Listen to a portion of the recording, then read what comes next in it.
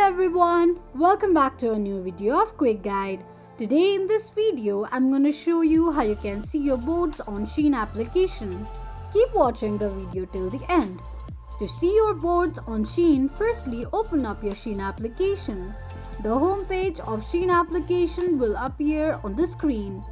Tap on any product you want from the page. On the next page, tap on three lines at the top right corner of the screen and click on Wishlist. You will end up on the Wishlist page of Shein.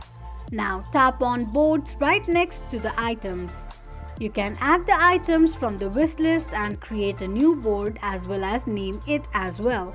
This is how you can see your boards on Shein application quickly and easily just in few steps. If you have any thoughts or queries, let us know in the comment section. Don't forget to subscribe to our channel. Also press the notification bell icon so that YouTube will notify you whenever we post a new video.